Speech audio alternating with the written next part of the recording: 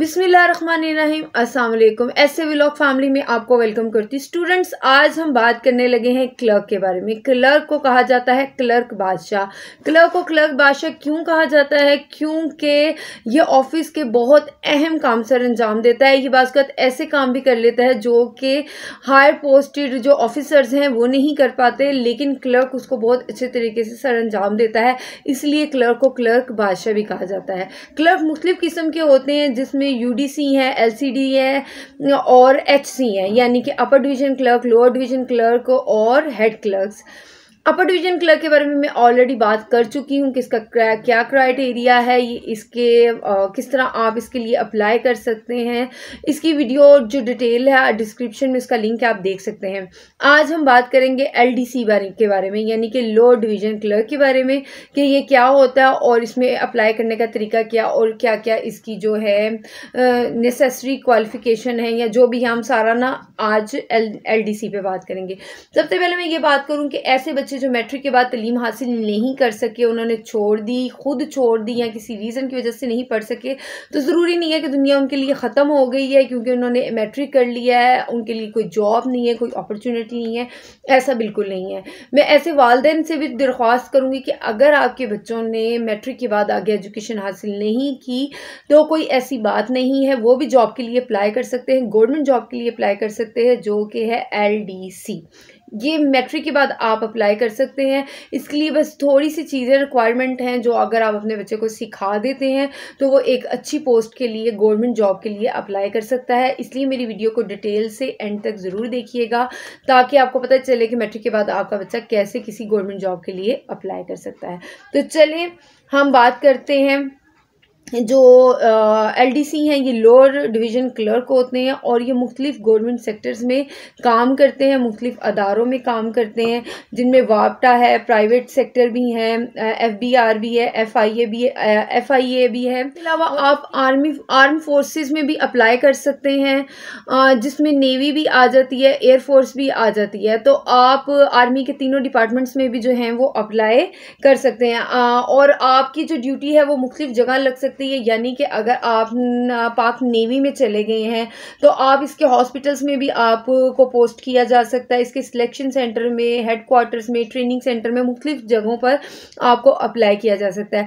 यहाँ मैं आपको बताती चलूँ कि आप आर्मी में पोस्ट तो हो जाते हैं, आपको जॉब मिल जाती है, लेकिन आप आर्मी का हिस्सा नहीं होते, आप एज अ सिविलियन वहाँ पर काम करते हैं, इसलिए आपको वहाँ पर कोई यूनिफॉर्म नहीं दिया जाता। आप अपने सिविल कपड़ों में जाते हैं और काम करते हैं, लेकिन काम कर रहे होते हैं आप नेवी के अंडर या एयरफोर्स के अंदर या आर्मी के जिस डिपार्टमेंट में भी आप जाते हैं, आप वहाँ काम करते हैं, आप आर्मी का हिस्सा ही होते हैं। तो बच्चों, ये थी जो थोड़ी सी डिटेल मैंने आपको बताई। अब मैं आपको बताती चलूँ कि आपके लिए बेसिक क्वालिफिकेशन क्या है जिसकी बेस पर आप अप्लाई कर सकते हैं। तो आपकी एजुकेशन जो है वो मैट्रिक होनी चाहिए। चंद एक अदारे ऐसे हैं जो एफए मांगते हैं, नहीं तो ज़्यादातर मैट्रिक को ही मांगा जाता है, और ज़रूरी नहीं है वो साइंस में या आर्ट्स में है। आपने मैट्रिक सेकेंड डिवीज़न से किया है तो आप इसके लिए अप्लाई कर सकते हैं। और इसकी जो एज लिमिट है वो 18 से 25 साल तक है, और कुछ जगहों पर इसको रिलीफ भी दिया गया है। आर्मी से रिटायर्ड जो पर्सनस हैं उनको 45 ईयर्स तक वो अप्लाई कर सकते हैं। अब मैं आपको बताती चलूँ कि ये तो आपकी क्वालिफिकेशन थी, एजुकेशन थी जो आपको आनी चाहिए। इसके अलावा आपको एमएस ऑफिस जो है आपने किसी अच्छे अदारे से किया हो। टाइपिंग में आपकी स्पीड जो है वो कम से कम 30 जो वर्ड्स हैं पर मिनट लाजमी होने चाहिए। इससे ज़्यादा अच्छी हो तो बेहतर है, लेकिन कम से कम जो है 30 वर्ड्स पर मिनट आपने ज़रूर आपको आते होने चाहिए। चंद एक अदारों में 45 मिनट्स तक की रिक्वायरमेंट होती है, अदरवाइज़ 30 वर्ड्स की ही रिक्वायरमेंट होती है। इसके अलावा जब आप एमएस करें तो आपको मुकम्मल महारत होनी चाहिए एमएस वर्ड पर, एक्सेल पर, पावर पॉइंट पर। तो स्टूडेंट, ये मैट्रिक के बाद अगर आप सिर्फ ये कर लें, यानी कि आप एमएस ऑफिस पर अच्छी कमांड हासिल कर लें, और उसके साथ मैं खुद से आपको सजेस्ट करूंगी कि इन पेज करें, यानी कि उर्दू टाइपिंग भी आपको आनी चाहिए। और एक और सजेशन दूंगी कि अगर आप शॉर्ट हैंड कर लें, आपके लिए बेहतरीन है। मैट्रिक के बाद आप आराम के साथ जो है एलडीसी के लिए अप्लाई कर सकते हैं और बहुत मुमकिन है कि आपको ये जॉब मिल जाए। अगर आपको आपने आईटी पर भी महारत हासिल होगी तो ज़रूर आपको ये जॉब मिलेगी। मैं आपको साथ साथ बताती चलूँ कि अपॉइंटमेंट से पहले जो है आपको एक रिटन टेस्ट देना होता है, एक टाइपिंग टेस्ट देना होता है और इंटरव्यू होता है। आपका जो रिटन टेस्ट होता है वो एमक्यू बेस होता है, उसमें क्वेश्चंस होते हैं जिनका आपने आंसर देना होता है। और ये जो एमसीक्यूज़ हैं ये इस्लामियात, पाक स्टडीज़, इंग्लिश, मैथ, आईटी, आपके जॉब से रिलेटेड कुछ क्वेश्चन होते हैं या करंट अफेयर्स होते हैं, इनमें से ये एमसीक्यूज़ बने हुए होते हैं। ये आपके सिलेबस का ही कुछ हिस्सा होते हैं जो आपने मैट्रिक तक पढ़ा होता है। अगर आप उसको अच्छे तरीके से तैयार करें तो आप इसको अच्छे तरीके से अटेम्प्ट कर लेते हैं।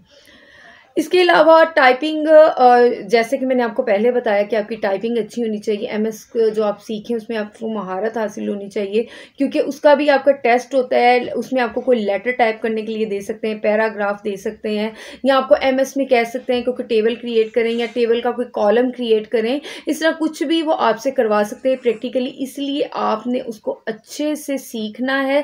खाली एक सनद नहीं लेनी आपने, बल्कि उसको प्रैक्टिकली सीखना है कि जब आपसे कुछ कहा जाए कि आप ये करें तो आप वो कर सकते। अच्छा, तो स्टूडेंट आपने एमएस वर्ड जो है वो अच्छे से सीखना है ताकि आप अच्छे से उसका टेस्ट दे सके। उसको प्रैक्टिकली एमएस वर्ड में जो भी आपको करने को कहा जाए प्रैक्टिकली वो आप कर सकें।